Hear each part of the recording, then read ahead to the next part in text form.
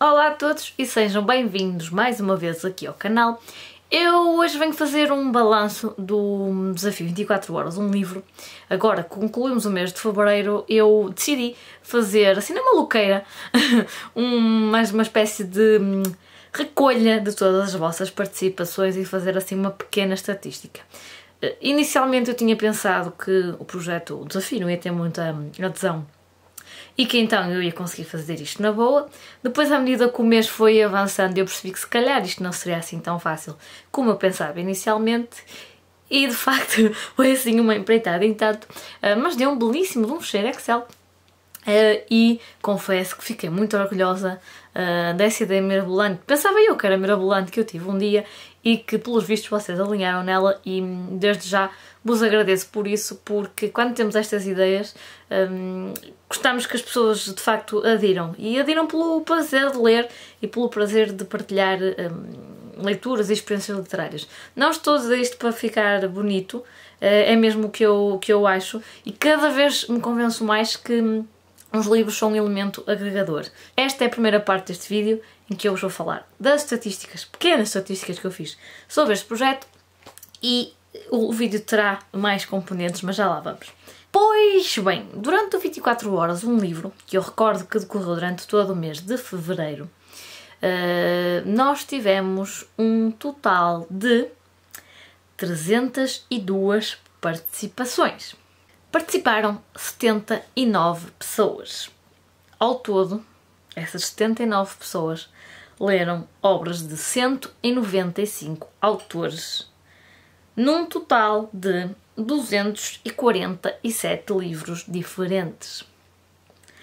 Eu não sei quanto a vocês, mas eu fiquei mesmo com o ego inchado perante estes números.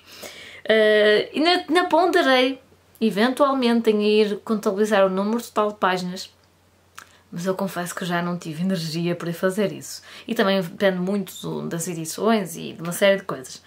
Mesmo assim, consegui perceber que o livro que foi lido por mais pessoas foi A Pérola, do Steinbeck, num total de 10 pessoas, eu fui uma delas que reli A Pérola, e que o autor que foi lido mais vezes, com mais obras, digamos assim, foi o Luís Sepúlveda. Fiquei também contente de ver que algumas pessoas aproveitaram o desafio para lerem alguma coisa em conjunto com os filhos, e vi também muita, mas muita banda desenhada, o que foi algo também que me deixou feliz, porque percebi que algumas pessoas já começam a ver que não é um género menor, e ainda bem. Ora, posto isto, os agradecimentos pelas vossas participações e interesse, e tudo que vocês já sabem que eu não tenho muito jeito para agradecer, é uma falha minha. Mas claro, fiquei contente com isto. Quero dizer-vos que, se continuarem a ler livros em 24 horas, continuem a usar este tag, porque eu vou vendo de vez em quando, lá porque o projeto era circunscrito ao mês de fevereiro, podem continuar a fazê-lo, evidentemente. Eu estou a ponderar seriamente repeti-lo, obviamente, em fevereiro de 2020, daqui até lá, mas gostava de vos fazer uma pergunta, e esta é a segunda parte deste vídeo. Mas gostava que me respondessem de forma sincera. Porquê? Porque se eu fizesse uma sondagem no Instagram, por exemplo, e colocasse esta questão, só me ia responder quem era favorável a esta ideia, que eu acho que é o que acontece sempre. Que é, vocês acham que valeria a pena, daqui por uns tempos, voltar a fazer ou outro mês só de livros para ler em 24 horas, ou fazer, sei lá, um fim de semana prolongado, não 24 horas um livro, mas sei lá, umas 48 horas o máximo de livro que conseguires, uma coisa assim.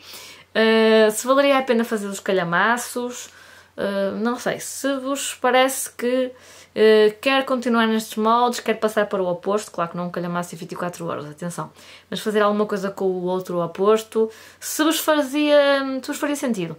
Se não fizer, eu estou a ser muito sincera no que estou a dizer, se vos parecer que isto é uma ideia descabida, digam sinceramente, não vou ficar chateada de todo, porque não faz sentido depois trabalhar uma ideia que não agrade aos hipotéticos participantes, não é? Quer dizer, isso não era estar a massacrar-vos depois com vídeos, com ideias que ninguém quer saber. Por isso, sejam muito sinceros, não vou ficar chateada se disserem que isso Silveira, estás tolinha, quem é que quer ler calhamaços, quem é que quer voltar a ler livros pequenitos, deixa lá isso, vai à tua vida. eu não vou ficar melindrada. Pronto. E posto isto, o que é que eu li nesta segunda quinzena de fevereiro, porque eu já vos tinha mostrado o que tinha lido na primeira, e eu vou fazer-vos assim um resumo relativamente breve do que eu li nesta segunda parte do mês. O primeiro livro que eu li nesta quinzena, eu portanto na primeira tinha lido 9 livros, já vamos ver como é que correu esta segunda, mas o primeiro livro que eu li eu já não tenho aqui, porque foi o Árabe do Futuro, também a banda desenhada, que era da biblioteca, eu já o fui devolver entretanto. Eu tinha-vos dito no último vídeo sobre este desafio que tinha a sensação que ia gostar muito dessa banda desenhada, porque algo me dizia que ia ser na mesma linha do Persepolis. É mais ou menos semelhante, não é semelhante na arte, mas pronto, não deixa de ser culturalmente na mesma linha. No entanto, o Persepolis é muito melhor, até porque o Árabe do Futuro, o que eu li foi o volume 1, que eu depois já me percebi disso mais para a frente, e por isso são meia dúzia de anos do próprio autor, é ele que escreve e desenha a banda desenhada, nos seus primeiros anos de vida, e como é que ele, sendo filho de uma francesa e de um sírio, loirinho, não é, de cabelos assim compridos, depois era visto pela família do pai, nos países por onde o pai passava, e a mãe também ia com eles, não é? E é curioso, até porque é de um período temporal específico, é anos 70, 80, salvo erro. É uma boa banda desenhada, não é a minha preferida, mas foi uma experiência interessante e hei de ler os seguintes se tiver oportunidade. Depois do Árabe do Futuro, eu tentei ler um livro que vos tinha dito também que gostaria de ler neste projeto, que foi o Bambi da E-Primatur. Nada contra a E-Primatur e o seu trabalho, porque eu tinha-vos dito que queria ler este livro por causa disso. Adoro esta capa, sobretudo a textura. Não tenho nada a apontar da tradução. A tradução, aliás, é do António Cortesão, diretamente do alemão. O autor era austríaco. E também nada a apontar às ilustrações, que são do Pedro Salvador Mendes. Acho que faz todo sentido aqui, tendo em conta o livro, não só pelo, obviamente, ilustrarem o Bambi, mas pelo próprio traço, acho que, pronto, que fizeram sentido. Eu é que não consegui lê-lo em 24 horas, porquê? Não é que ele não se leia rapidamente. Eu é que comecei a lê-lo num dia à noite. A história do Bambi, confesso que não é uma história que, por norma, me entusiasme muito. E depois eu comecei a ler uma quarta à noite e na quinta a vida acontece. E eu nesse dia tinha tido um dia um bocadinho complicado, preenchido, não sei. E embora à noite tivesse tido tempo para o terminar antes de fazer as 24 horas, simplesmente não apetecia pegar em um livro nenhum. Porque às vezes isso também acontece. E então, antes que eu odiasse o livro, não peguei nele e não terminei 24 horas. Mas é possível. Por isso eu dei 3 estrelas ao Bambi. Dei 4 ao Árabe do Futuro já agora. E pronto, o Bambi foi uma leitura razoável, digamos assim. Depois do Bambi, li aquele que já vos tinha dito que tinha começado em tempos, e depois até encontrei essa fotografia no meu Instagram, dá uns 2 anos por aí, e foi desta que eu comecei e terminei, o Ninguém Escreve ao Coronel, do Gabriel Garcia Marques. Eu já vos disse que gosto consideravelmente deste autor, menos do 100 Anos de Solidão, não gosto de todo, não me marcou pela positiva, e este livro eu dei-lhe umas 3 estrelas e meia. Acho que isto pode ser um indicador para vocês, não sei, embora seja muito redutor. É uma história pequenita sobre um coronel e a sua esposa, cujo filho morreu, e eles estão há anos à espera que chegue a carta com a pensão. Escusado será dizer que ninguém escreve ao coronel. E eles têm um galo e tudo, daí o galo, o coronel, estão a ver. E é uma história muito... Mesmo a Gabriel Garcia Marques, eu acho que ele tem um cunho muito próprio. E gostei, não amei, não é um amor nos tempos de cólera, nada a ver, mas é assim muito ao mesmo nível do Memórias das Minhas Putas Tristes, ou ao mesmo nível da Crónica da Morte Anunciada. A Crónica da Morte Anunciada é um bocadinho superior a este, mas pronto, é mais ou menos assim, a mesma dimensão, o mesmo cunho, não é? Digamos assim. Gostei, não idolatrei, mas mesmo assim recomendo. Posteriormente, eu li, muito influenciada pela Bárbara do canal Delicada como um Elefante, A Criada Zerlina do Herman Brock. Não sei como é que isto se pronuncia, confesso que desconhecia o autor. E eu tenho vários livros destes que saem com jornais e que não custavam nada ou custavam um valor simbólico e que foram ficando aí, né, ano após ano. Influenciada pela publicação da Bárbara, e a Isa também se deixou influenciar, acabei por ler este livro e finalmente saiu da estante, né, deixou de ganhar pó. E foi uma descoberta, não vou dizer que fenomenal, não é um livro que vá marcar a minha vida, peca até por ser pequenino, mas é um livro bastante curioso, foca-se na criada, na Zerlina, não é? Evidentemente. É uma criada assim um bocadinho desbocada, se calhar, será o termo, mas é uma história que merecia o desenvolvimento, porque ele fez-me lembrar muito o 24 Horas na Vida de uma Mulher, pela indecisão feminina. Mas se o 24 Horas na Vida de uma Mulher fazia sentido que fosse pequeno, porque era um período temporal muito específico, acho que o título diz tudo, não preciso vos explicar mais nada, este refere-se a muito mais tempo, por isso faria sentido que ele tivesse o dobro do tamanho à vontade, até porque aquilo que ela diz aqui de forma muito apressada, se fosse desenvolvido, poderia ter dado, quem sabe, um belo de um romance. Assim foi só um livro que lemos e que não aqueceu nem arrefeceu. Um outro livro que eu li, este com a Emma, foi Uma Gata, um Homem e Duas Mulheres, assim é que é, do Junichiro Tanizaki, japonês, pois claro. Este livro chamou-me a atenção na altura por, claro, ter uma gata, que ainda por cima é branca como a minha. Depois fui ver e tinha algumas opiniões positivas relativamente a este livro. Uma delas era do Hugo. E então, obviamente, não resisti. Levei a Emma comigo, não é? Também outra amante de gatos.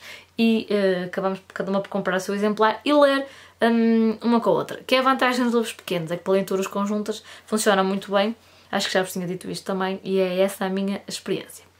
Este livro divide-se em 3 histórias. A primeira é que dá nome ao livro, depois temos O Pequeno Reino e a última é O Professor Rado, exatamente. Eu digo, chamo-lhe sempre outra coisa qualquer, mas enfim. Gostamos, tanto eu como a Emma, bastante da primeira história. É uma história que, embora se passe no Japão e tenha algumas particularidades da cultura nipónica, poderia ser em qualquer país, em qualquer cultura, diria eu. Porque o universo homem-mulher é muito semelhante, independentemente da cultura. Pode mudar a forma de o homem ou a mulher terem determinadas características, mas vai dar ao mesmo. Chegou a ser muito divertido ler esta história e nós demos as duas 4 estrelas e meia.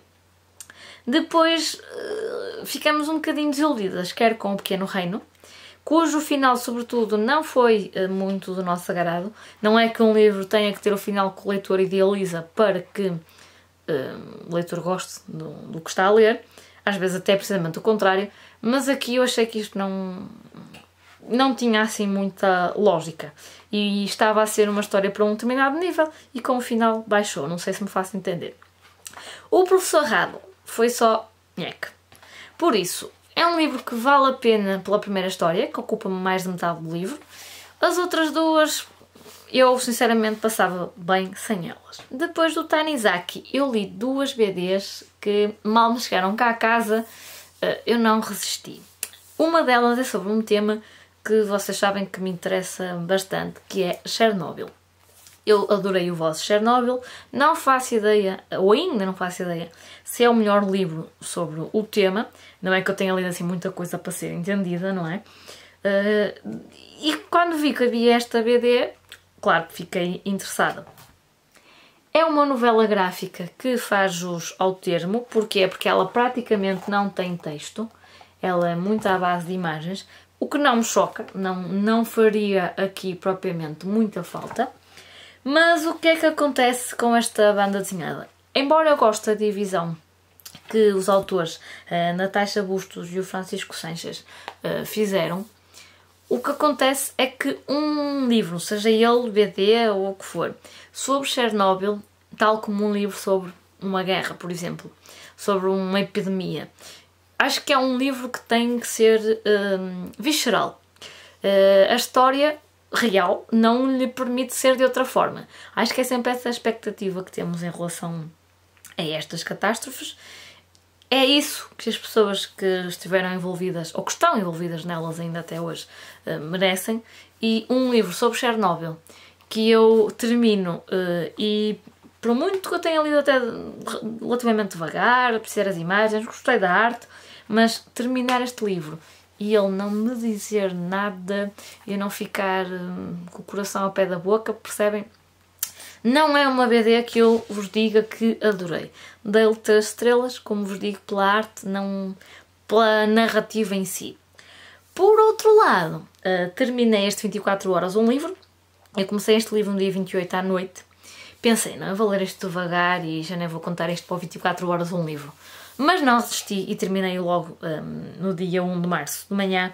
Foi assim a Guerra das Trincheiras, do Tardi, que é lindíssimo. Eu até já fiz um book hauling, que este livro aparece. Vocês vão ver esse vídeo daqui a uns dias, mas eu não resisti, fui logo lê-lo e ainda bem que o fiz. E vou fazer um vídeo sobre este livro, um vídeo curto, mas acho que ele merece. Por isso, para já, fiquem só com a ideia que eu lhe dei 5 estrelas, acho maravilhoso e recomendo bastante.